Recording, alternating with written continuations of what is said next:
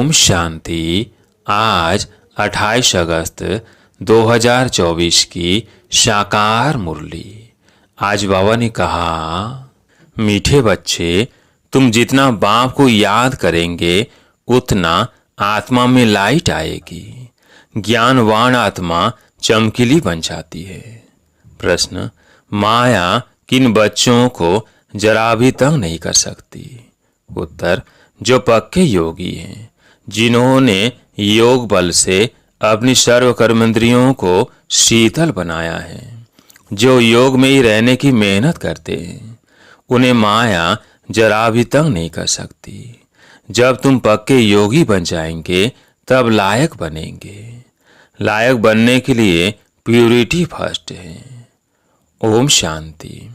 मीठे मीठे बच्चों को बाप बेट समझाते हैं, अज्ञान के कारण तुम्हारी आत्मा डल हो गई है। हीरे में चमक होती है ना, पत्थर में चमक नहीं होती। इसलिए कहा जाता है पत्थर मिसल डल हो गई है।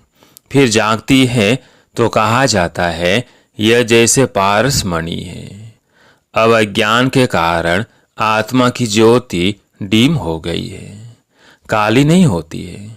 नाम यह रखा हुआ है, आत्मा सबकी एक जैसी होती है। शरीरों की बनावट अनेक प्रकार की होती है, आत्मा तो एक ही है। अब तुम समझते हो हम आत्मा हैं, बाप के बच्चे हैं। यह सारा ज्ञान था, वो फिर धीरे धीरे निकल गया है। निकलता निकलता आखिर कुछ नहीं रहता तो कहेंगे अज्ञान। तुम भी अज्ञानी थे, अब ज्ञान के सागर से ज्ञानी बनते जाते हो। आत्मा तो बहुत सूक्ष्म है, इन आंखों से देखने में नहीं आती। बाप आकर समझाते हैं, बच्चों को नॉलेजफुल बनाते हैं, तब सुजाग होते हो। घर घर में सोजरा हो जाता है। अभी घर घर में अंधियारा है, अर्थात आत्मा डीम हो गई है। अब बाप कहते हैं मुझे याद करो तो लाइट आ जाएगी, फिर तुम ज्ञानवान बन जाएंगे। बाप किसकी गलानी नहीं करते हैं, यह तो ड्रामा का राज समझाते हैं। बच्चों को कहा है ना, यह तो सब मूढ़मती हो गए हैं।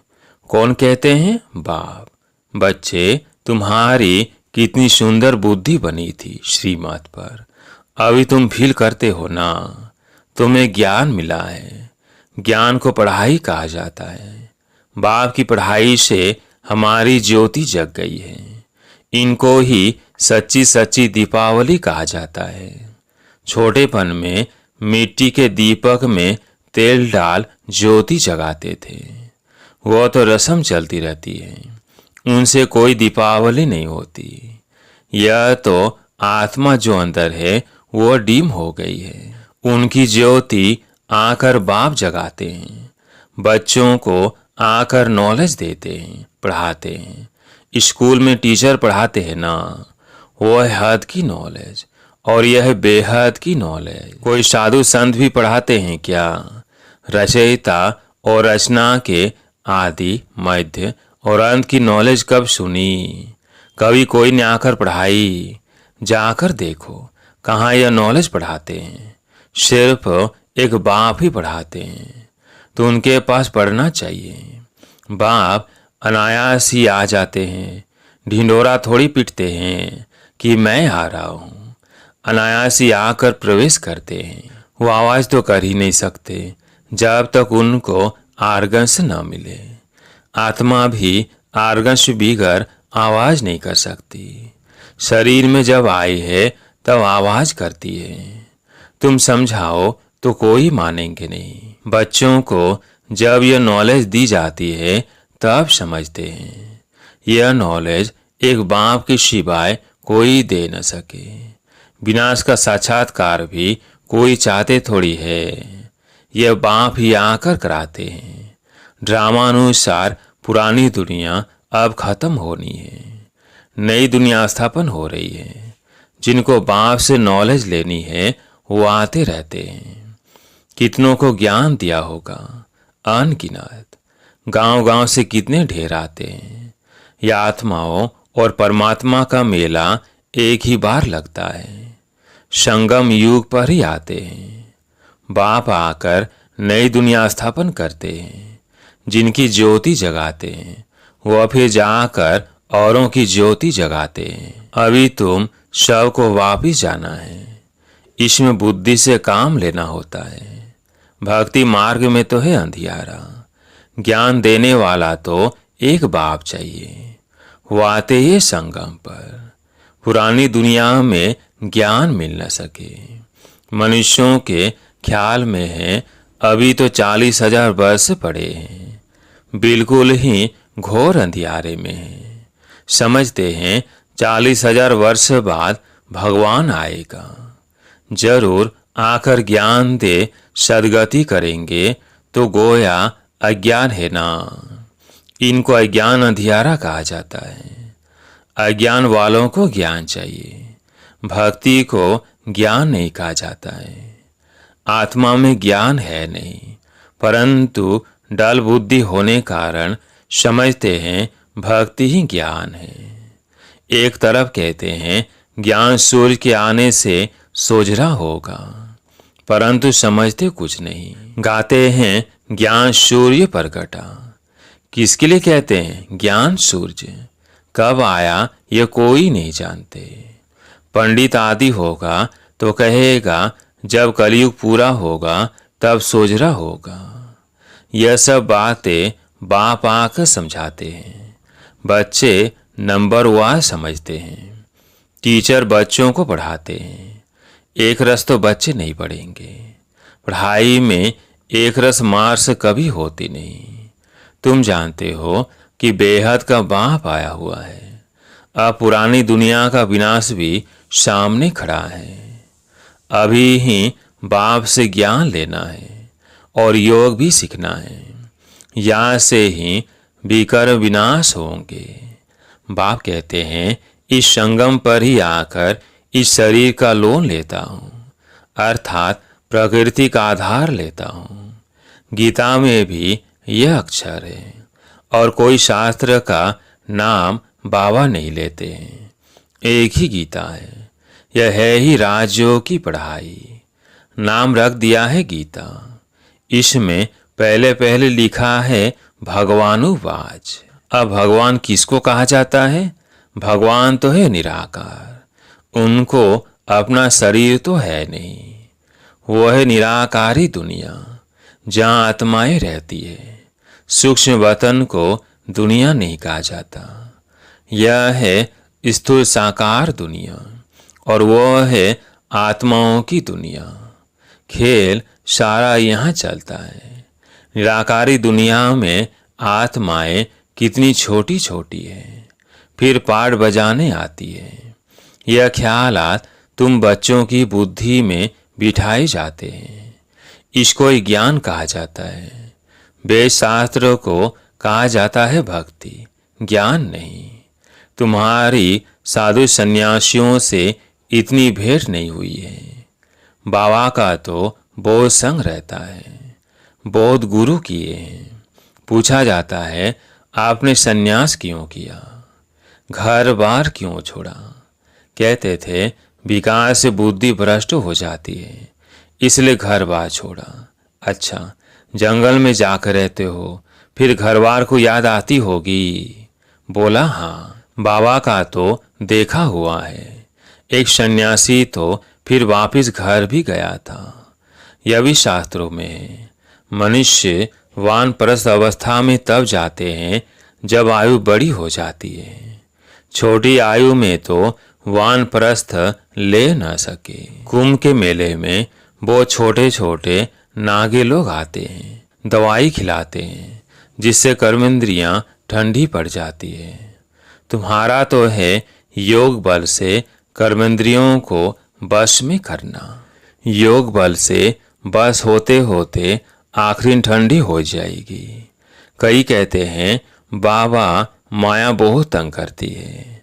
वहाँ तो ऐसी बातें होती नहीं। कर्मेंद्रियां बस तब होंगी जब योग में तुम पक्के होंगे। कर्मेंद्रियां शांत हो जाएगी। इसमें बड़ी मेहनत है। वहाँ ऐसे छीछी काम होते नहीं। बाप आए हैं ऐसे स्वर्ग धाम में ले जाने, तुमको लायक बना रहे हैं। माया तुमको नालायक बनाती है, अर्थात स्वर्ग व जीवन मुक्ति धाम में चलने लायक नहीं। तो बाप बेट लायक बनाते हैं, उसके लिए प्यूरिटी है फर्स्ट। गाते भी हैं, बाबा हम पतित बन पड़े हैं, हमको आकर पावन बनाओ। पावन माना पवित्र। गायन भी है, अमृत छोड़ विष काहे को खाए। उनका नाम विष भी है जो आदि मध्य अंत दुख देता है। यह भी ड्रामा में नून थे। बाप कितना बार आए हैं, तुम बच्चों से आकर मिले हैं। तुम्हें कनिष्ठ से उत्तम पुरुष बनाया जाता है। आत्मा पवित्र होती है तो आयु भी बड़ी हो जाती है। हेल्थ, वेल्थ और हैप्पीनेस सब मिल जाती है। Health, wealth, happiness for 21 generation 1 second. बाप से यह वर्षा मिलता है 21 जन्मों के लिए। कई बच्चे बोर्ड लगाने से भी डरते हैं। बोर्ड तो सबके घर पर रहता ही है। तुम सर्जन के बच्चे हो ना, तुमको हेल्थ, वेल्थ, हैप्पीनेस सब मिलती है, तो तुम फिर औरों को दे सकते हो तो क्यों नहीं बोर्ड पर लिख देते हो। तो मनुष्य आकर समझे कि भारत में आज से 5000 वर्ष पहले हेल्थ, वेल्थ थी, पवित्रता भी थी।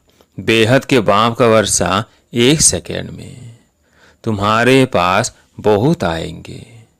तुम बैठ समझाओ, यही भारत सोने की चिड़िया थी, फिर यह कहाँ गए। 84 जन्म पहले यह लेंगे। यह नंबर 1 है ना, यही फिर लास्ट में आते हैं। बाप कहते हैं अब तुम्हारा 84 का चक्र पूरा हुआ, फिर शुरू होना है। बेहद का बाप ही आकर यह पद प्राप्त कराते हैं। सिर्फ कहते हैं तुम मुझे याद करो तो पावन बन जाएंगे। 84 जन्मों को जानकर बाप से वर्षा लेना है, परंतु पढ़ाई तो चाहिए ना। तुमको कहा जाता है 100 दर्शन चक्रधारी, नया तो कोई समझ न सके। तुम जानते हो 100 आत्मा को कहा जाता है। हम आत्मा जो पवित्र थी, शुरू से लेकर 84 का चक्र लगाया, वो भी बाप बताते हैं। तुमने पहले पहले शिव की भक्ति शुरू की, तुम तो अब विचारी भक्त थे। बाप की सिवाय कोई समझा न सके। बाप कहते हैं मीठे मीठे बच्चों, तुमने पहले पहले यह जन्म लिया। कोई साहूकार होगा तो कहेंगे ना कि आगे जन्म में इसने ऐसा कर्म किया है। कोई रोगी होगा तो कहेंगे पिछले कर्म का हिसाब किताब है। अच्छा, इन लक्ष्मी नारायण ने कौन से कर्म किए, ये बाप बेट समझाते हैं। इनके 84 जन्म पूरे हुए, फिर फर्स्ट नंबर में आना है। भगवान संगम युग पर ही आकर राजयोग सिखलाते हैं। अभी तुम समझ रहे हो कि बाबा हमें राजयोग सिखला रहे हैं, फिर भी तुम भूल जाएंगे। कर्म, अकर्म और विकर्म की गुह्य गति भी बाप ने समझाई है। रावण राज्य में तुम्हारे कर्म विकर्म हो जाते हैं, वहाँ कर्म अकर्म होते हैं। वहाँ रावण राज्य ही नहीं, विकार होता नहीं, वहाँ है ही योग बल। जबकि योग बल से हम विश्व के मालिक बनते हैं, तो जरूर पवित्र दुनिया भी चाहिए। पुरानी दुनिया को अपवित्र, नई दुनिया को पवित्र दुनिया कहा जाता है। वह है वॉइसलेस वर्ल्ड और यह है विशेष वर्ल्ड। बाप ही आकर वैशालय को शिवालय बनाते हैं। सतयुग है शिवालय। शिव बाबा आकर तुमको सतयुग के लिए लायक बना रहे हैं। लक्ष्मी नारायण के मंदिर में जाकर तुम पूछ सकते हो, आपको मालूम है इन्होंने यह पद कैसे पाया, विश्व के मालिक कैसे बने। बाप कहते हैं तुम नहीं जानते हो, हम जानते हैं। तुम बाप के बच्चे ही कह सकते हो कि हम आपको बता सकते हैं इन्होंने यह पद कैसे पाया।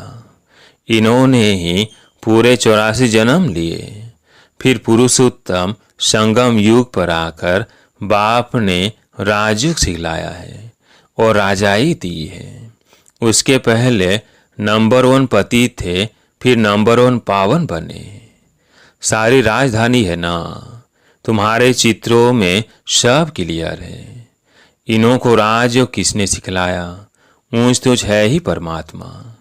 देवताएं तो सिखला न सके, भगवान ही सिखलाते हैं, जिसको नॉलेजफुल कहा जाता है। बाप, टीचर, सदगुरु भी कहा जाता है। यह सब बातें वही समझ सकते हैं जिसने शुरू से शिव की भक्ति की होगी। मंदिर बनाने वालों से तुम पूछो, आपने यह मंदिर बनाया है, इन्होंने यह पद कैसे पाया? इन्हों का राज्य कब था? फिर यह कहाँ गए? अब यह कहाँ है? तुम 84 की कहानी बताओ तो बहुत खुश हो जाएंगे। चित्र पॉकेट में पड़ा हो, तुम किसको भी समझा सकते हो। शुरू से जिसने शिव की भक्ति की होगी वह सुनते रहेंगे, खुश होते रहेंगे। तुम समझ जाएंगे ये हमारे कुल का है।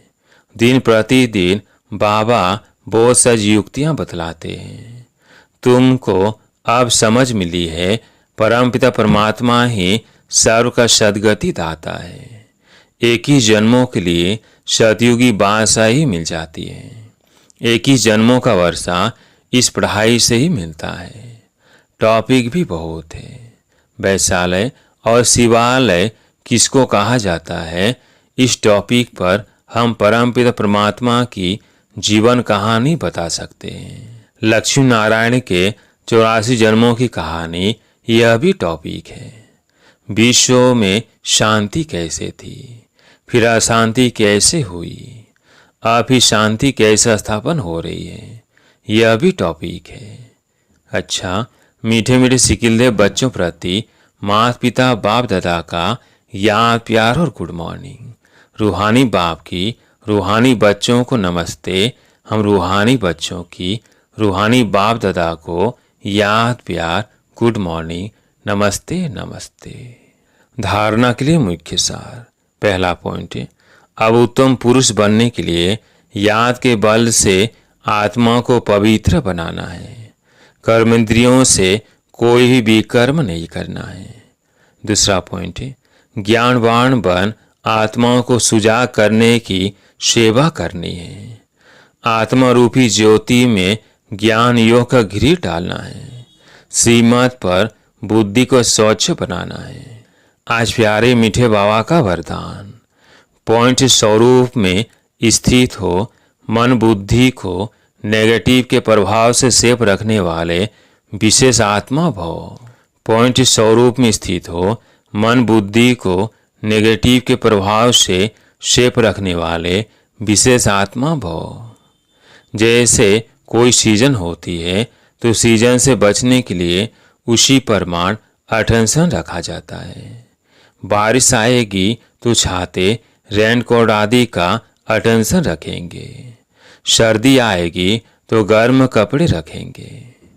ऐसे वर्तमान समय मन बुद्धि में नेगेटिव भाव और भावना पैदा करने का विशेष कार्य माया कर रही है। इसलिए विशेष सेफ्टी के साधन अपनाओ। इसका सहज साधन है एक पॉइंट स्वरूप में स्थित होना। आश्चर्य और क्वेश्चन मार्क के बजाय बिंदु लगाना, अर्थात विशेष आत्मा बनना। आज का स्लोगन, आज्ञाकारी वो है जो हर संकल्प, बोल और कर्म में जी हजूर करता है। आज्ञाकारी वो है जो हर संकल्प, बोल और कर्म में जी हजूर करता है। अच्छा, ओम शांति।